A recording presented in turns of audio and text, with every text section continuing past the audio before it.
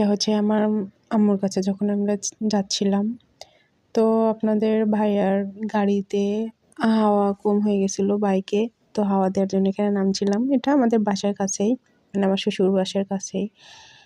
তো আমার শ্বশুর বাসায় নেমে খাওয়া দাওয়া করে, দুপুরে খাওয়া দাওয়া করে তারপর রওনা দিছিলাম। তো ভাগ্যিস সেখানে দাঁড়াইছিলাম, নয়তো এত সুন্দর জিনিস দেখতে পারতাম না। আমার দেখে এত ভালো লাগছিল, কি বলবো, মনে হচ্ছিল সবগুলো উঠায় নিয়ে আসি। তো এখানে দেখছিলাম। তো বাসায়, মানে আমার আম্মুর বাসায় যাচ্ছিলাম বলে আর কিছু কেনাকাটা করিনি। পরে ভাবছি যে যখন আমি গ্রামে আসবো, মানে আমার শ্বশুর বাসায়, তখন আমি কেনাকাটা করব। তো পরে আর নেওয়া হয়নি, আমি অন্য রোড দিয়ে আসছি।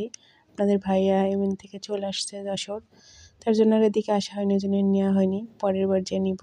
দেখেন কি সুন্দর সুন্দর, এইগুলো 10 টাকা করে বলছিল। আর এখানে অনেক জিনিস আছে যেগুলো দেখলে আপনার সত্যিই নিতে ইচ্ছা করবে। এই যে এটা আমি জিজ্ঞাসা করছিলাম, এটা বলছে 10 টাকা।